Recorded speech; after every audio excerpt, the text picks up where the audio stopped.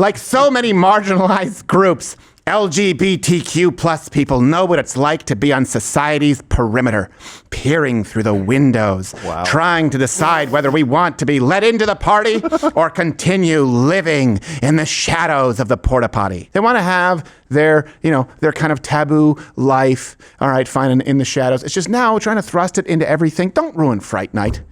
Guys, no. Come on, you're dividing America. Right now, I have to tell you, I call this the tale of the misguided rag.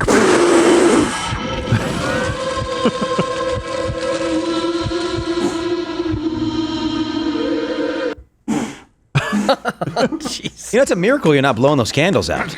I know. It's a marvel. That's good fire. Modern technology. All right.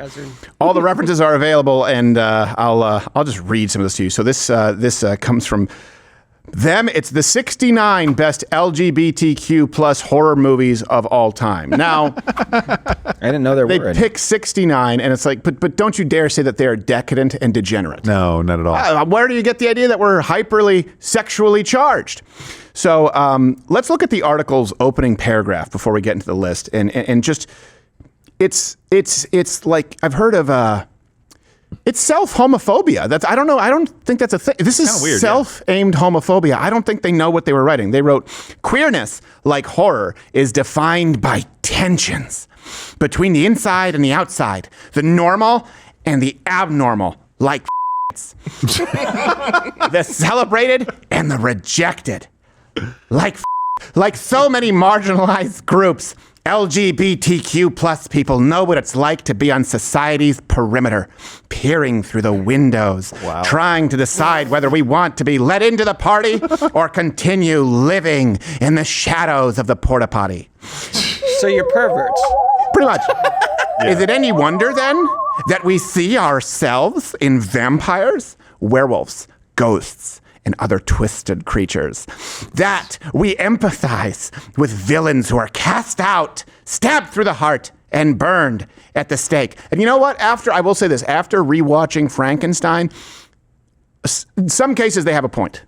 Remember, get him alive if you can, but get him. Man, search every ravine, every crevice, but the fag must be found. Are you ready? Light your torches and go. Let's get him! Yeah! What? His brother's gay. Yeah, make him get naked and touch himself. What?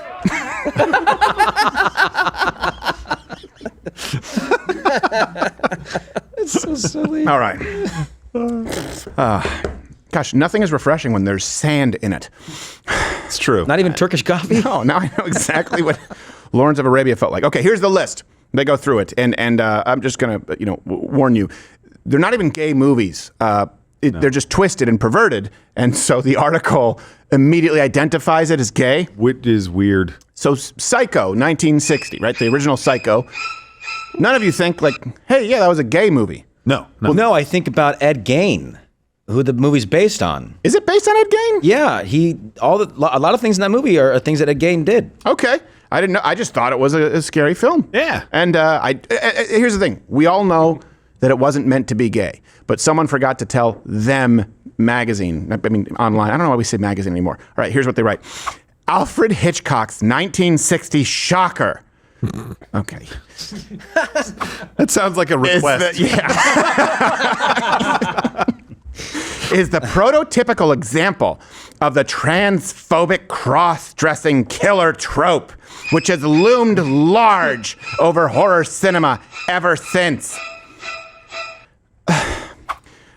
Okay, so you'd think they don't like it. By the way, it's not really like, it's kind of necrophilia, right? He's waltzing with his mom. Yeah. It's not a trope either if it's based on real events. Yeah. That's what I'm saying. Like Hitchcock said, it was based on Ed Gein. Right. A little bit, the character. So it's like, and if that person existed, what do you want from me? And at this point, it wasn't like there was mainstreaming of trans, it wouldn't be a trope of trans killers because people didn't know. It was, you kept it hidden away in the closet. You didn't do it out in the middle of the street, so no one these really crazy knew about killers, they're disturbed. Yeah. They're mentally disturbed, like people who think they're women. Which is why them sees trans people in them. Yeah, exactly. It says, with age and time, I have been able to return to the movie to reclaim queer readings. Jeez. Grappling with the transphobic imagery to extract new meaning from its frames. That you're a psycho? That you're a psycho who does weird stuff with a corpse? Like, if we made this comparison, they would be upset. Yes. But it's odd that you see yourself in this. Like, no one here watched Psycho and was like, you know what? They did a good job of making this character relatable. This movie's about me. Yeah, I can see myself. Is the psycho the protagonist? Yeah, I mean, I guess. In their eyes? I guess. They see him as, what does this mean, reclaiming queer reading? Maybe we can invite the person on the show. Like, I don't even understand this. It just seems like you're saying, I see psycho, I see necrophiliacs, I see trans, and I see me. That's what it seems like.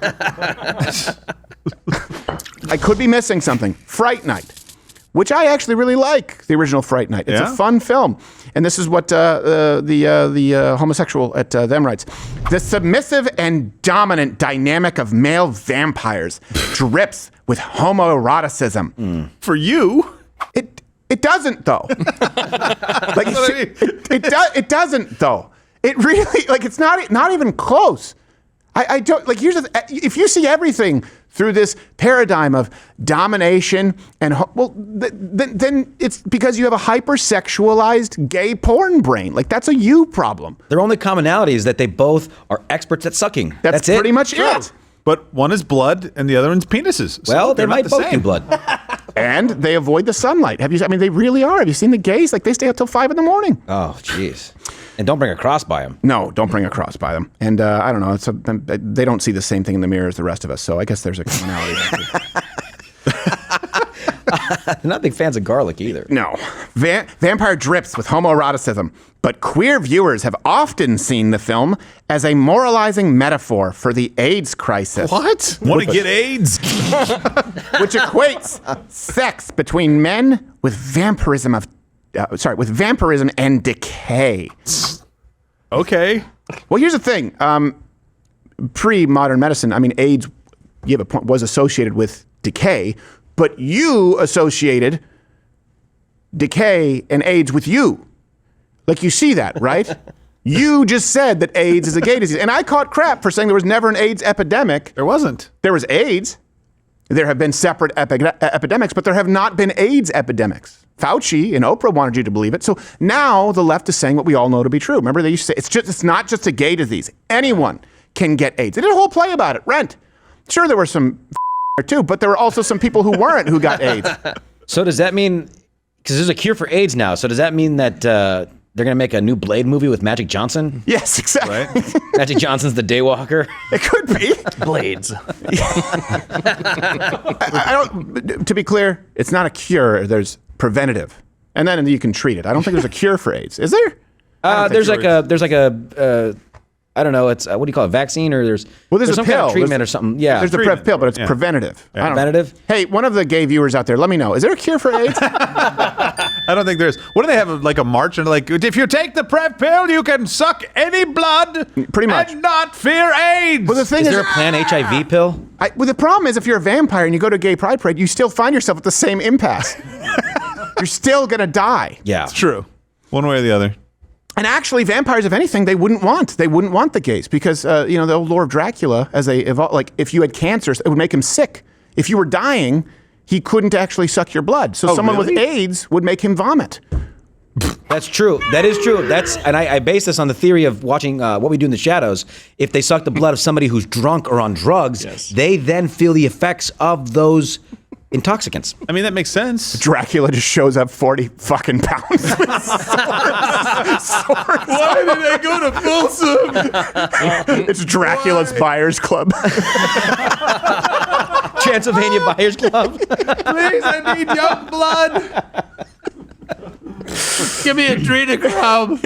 It's funny that they didn't even mention the word Transylvania. I know. That's the easiest They're living in one. Transylvania over there. It's a layup. Not to mention They should have consulted a comedian. Not to mention it's based on Vlad the Impaler. Oh. I get it, because in the butt. Yeah, what a nickname in that community. Right up that. Can you play that? Right up that butt. That's a common myth about vampires. We love the punani. Climb up that butt.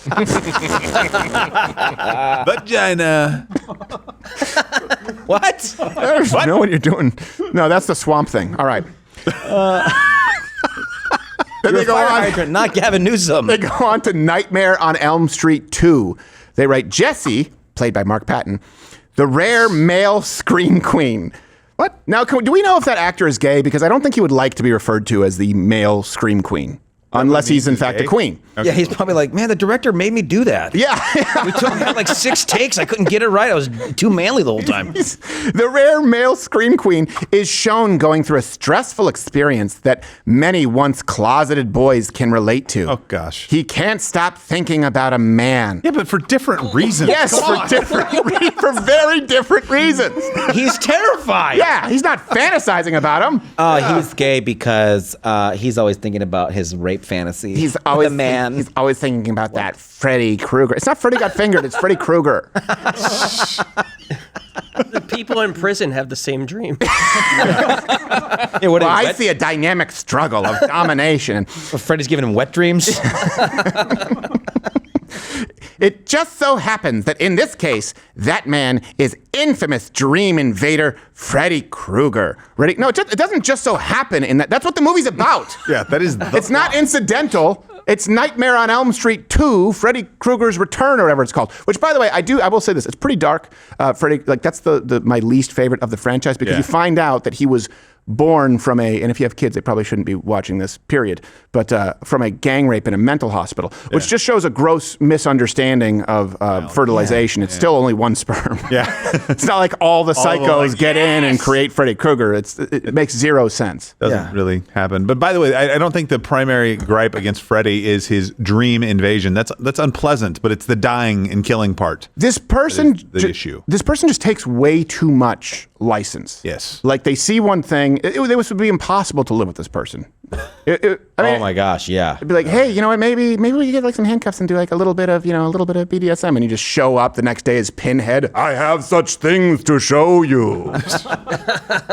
You know how like Mexican ladies will see Jesus in a tortilla? Yeah. Yeah, but they see a dick. Yes, yes, they do. Do you see this? I'm like, I think it's just a flower. Which is funny because there's that Real Haunting show. That was like story. It's like real people telling stories, and then they act it out. And there's an American version, and the American version, someone like, and I swear, I saw my cup move, and then that night I thought I heard sounds in the attic. And then there's true haunting stories, whatever it's called, Latin America. And they're just like, and then the ghost came out of the TV and he grabbed my face and he said he was going to kill my brother. Then he was living like my brother, but I thought then it was a ghost and his face exploded. You're like, this is way too on the nose. There's no way all that happened. To be fair, there's a lot of coughing today. To be fair, Krueger's sexuality was hinted at later in the 2003 classic Place Your Bets, Freddy vs. Jason. So you're the one everyone's afraid of? Tell me something. What kind of runs around in a Christmas sweater? Morning. I think if Freddy came back today, he'd be immediately on World Star. Probably so. I mean, They have a TikTok channel. he would. Yeah. It wouldn't have to be in your dreams. It'd just be on TikTok. Yeah, he would. He'd be like, okay, I'll do the Harlem Shuffle. Ha. You're like, what? You're late. That's not what we do anymore. Freddy does it late. He's like, oh, shit, I downloaded Vine. What about the ice bucket challenge? Still milk crates everywhere. Don't play with blasting caps, kids. You're like, that's not. They aren't around anymore. Before we're going to continue reading the article, but costume contest. I guess we have a mention here, not a winner, but an honorable mention. Do we have a drum roll there, Billy? No, come on. Too early. Jacob Powell and Doc Venom as Freddy versus Jason. nice. Oh, look at that. That's great. By the way, that Jason that's a big dude. I can tell by the size of the mug. Yeah. That is terrifying. That's a legit. When he's big, my brother had a friend who was like 6'5", about 315. Yeah. Played Canadian football. He was dressed in a sketch as Jason. It was one of the most imposing things I've ever seen. That guy might be less scary with the mask on. Yeah, he might be. Yeah, he might be more scary. He takes that thing off. You're like, oh, geez, put it back on. Yeah, exactly. I know that's a fake character. You're real. Yeah, he's like what you picture the killer in Joyride looks like. You don't like it better when I leave my mask off? No, yeah, but put it on. Yeah. Here's more from them. I still got to read this. Saw. Well, I saw two dudes banging in the bathroom, and I knew that it must have been them. Josh. Hey, I was at a pilot station. Give me a break. And I've never heard this word pronounced, but I think it's though not canonically. Canonically. Yeah, okay. I know canon, but it's not proper canon. Yeah, canonically. Okay. Though not canonically queer, the original Saw film features two men chained in a bathroom. Okay. And the bad guy's watching them through a glory hole. Yeah, well, here's the thing. Heterosexuals watch two men chained in a bathroom. We're like, I guess they got to escape the bathroom. Right. And by the way, it would be the same if it was That's it. I know where you're going. The same thing if it was a man or a woman. Yeah. You watch it and immediately like, when do they screw? Ooh, chains, bondage. Chains. Bathrooms. What's the software? You're proving everything that Focus on the Family said right. Like this, you guys, you're degenerates. If everything you see is sex, is there anything that's not sex? These guys are about to die, and you're like, I wonder who gets naked first. Yeah, exactly. I mean, we kind of do that with horror movies when it's a girl who's getting killed, but we don't immediately see two guys in a bathroom. But for them, that's like it meets all the qualifications. Yeah. Is it two men? Check. Are there chains? Yeah. Are they in a bathroom? They're going for it. That's what they're thinking. Can they leave? Do they have a choice? Yeah. No. That's sex. You know. You know what it is? Is just okay. Let's say that you, assuming single, right? Right. Like the members over there at the Gaza Strip Club. Right. If you are in a room with a woman, let's say who is actually very attractive. Okay. Right? Are there chains? And let's just say you're chained. Okay. So let's say that even on your mind, you're like, well, I would like to arrive at coitus with this woman. You still would have to woo her. Like you'd probably have to rescue her. Right. And then afterwards be like, and one of those movie lines, like, when if we make it through this, maybe you and I could grab a cup of coffee sometime, right? Like you wouldn't assume that you're just going to screw right there, provided the chains have the right length. No, especially because I'm cutting off my foot and crying like a little baby. Yeah, exactly. Yeah. Well, exactly. She's not going to bang me now. That's not very mean. She I'm might. a pussy. No, she'd see it as brave. Especially if you chew your foot off like a Wolverine. Like, I don't even care. Dios mío. She's Miss Venezuela in this. I'm a gentleman. I cut her foot off first. Yes, you should. Yeah, just drop a few pounds. Ladies first. Yeah. But with if you assume they're gay, two gay men in a bathroom, there's no one to say no. It's a guaranteed yes. It's a guaranteed yes. So that's why gay people see it and assume sex, because there's no barrier to entry. It's just two men. Two men chained in a bathroom engaging in a struggle for power and survival. And enough fans saw gay subtext in that concept to inspire an entire musical. So I believe it deserves a place on this list. What? You deserve to be on the list of perverts. Yes, exactly. It just shows how perverted your mind is. You're like, oh, bondage. These guys are probably going to die, but they'll screw first. Let's make a freaking play out of it. How many of these movies do these guys have to watch before the only way they can finish is by bleeding? Yeah, Oh. if you're talking about the writers, it was 69. Oh, That's how many movies. 69. Yeah. Nice. Annihilation 2019. I haven't seen this one. Yeah. What makes Alex Garland's excellent adaptation of Jeff Vandermeer's Annihilation? So see, that reads like a normal film review. Right. So you're like, okay, and then you're thinking like, what makes it so so intriguing? What makes it so thought provoking? Right? What makes it so dynamic? But what makes the excellent adaptation of Jeff Vandermeer's Annihilation so queer to me isn't necessarily the inclusion of Gina Rodriguez as a hot lesbian paramedic. No.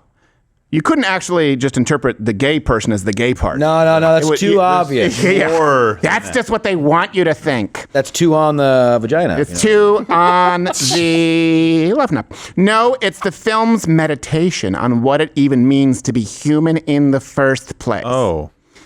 What? What does it have to do with gay? I don't know. Well, I think we'll get there. It is one of those films that is deeply trans. Okay. Without ever saying the word, because it's not. Asking the viewer to question what it means to live in a body and whether our flesh is truly our own. How does that equate to trans? Even if it's like, okay, what does it mean to be like a spirit in a body or something like that? Also, do you know that parts of that movie are like people pulling the guts out of other people? Like, it's kind of weird. Well, then it's more trans than they give it credit for. Well, I mean, Yeah, the guts are a metaphor for an old condom. yeah. ah, And a wiener. Mm-hmm. You pull it Attached to off. it. Yeah. There's nothing more to say on that. Yeah. No, none of us did. Because it's not. I didn't like These any of it. people just see everything as gay. Now, here's the thing. We call balls and strikes here. Mm-hmm. The next one, they have a point. It's Blackula, which we did at Bad Movie Lines, and it's from 1972. They write. Great film. This one. Here's the thing. What's funny is the actual gay one. Like the write-up is just way shorter. yeah, it's just like, Here it is. A pair of gay interior decorators are some of Blackula's first victims in this 1972 blaxploitation classic. Well, that one makes sense. Here's a clip of the gay interior decorators, and what's funny is they use the word it like all the time. That's an oxymoron too.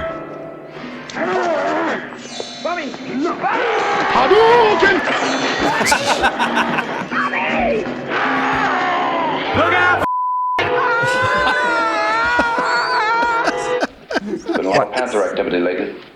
Panthers? Come on, Jack, don't cop out. Two interior decorators and a lady cab driver. Panthers? Oh, come on. Anything is possible. Who the hell would want it dead? Hey, Danny, take a look at that. Yeah, I'm looking. Isn't that the one? Sure looks like the one. How can you tell? They all look alike. Dang, AIDS and sickle cell. Poor guy. Oh my! And he's definitely losing his SNAP benefits tomorrow. And I will say, that guy's voice is like if you were to AI generic 70s cop voice. That's what it's like. Oh, look at those two over there. Should I go check it out? Yes. Better go check out those They all look alike. They all look alike, Captain. just reporting back. They are indeed You are correct. And I need a break. So many good cookies. How could you tell? Well, I had sex with them. They seem to like it. Good detective work. Deep undercover. Here's the thing, though. Like they find gayness outside of Blackula. They find gayness where it doesn't exist, and they'll say Psycho. They'll say Annihilation. I noticed they omitted one where they could actually make a case that it's clearly a trans movie. 100%. What am I thinking of?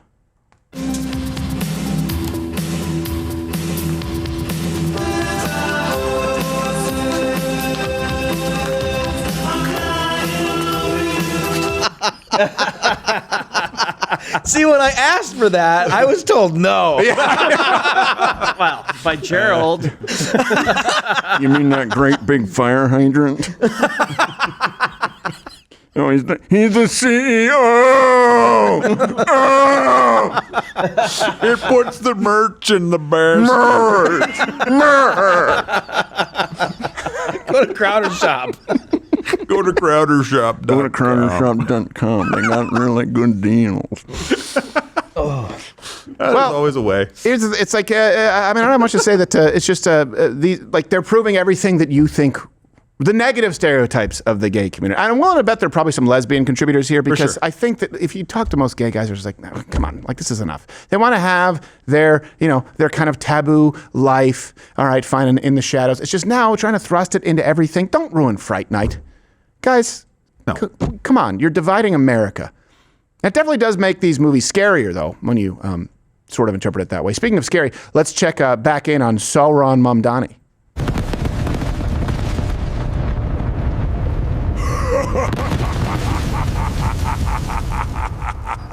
That's expected. Yeah. Oh, man, that communist regime is going great. Yes, Yeah. it is. Oh, you're still here? And you're still watching this on YouTube? You've probably noticed something is missing by now. I'm not here. That's because the Live Daily Show is now streaming exclusively on Rumble weekdays at 11 a.m. Eastern. Tune in there, where nothing is censored.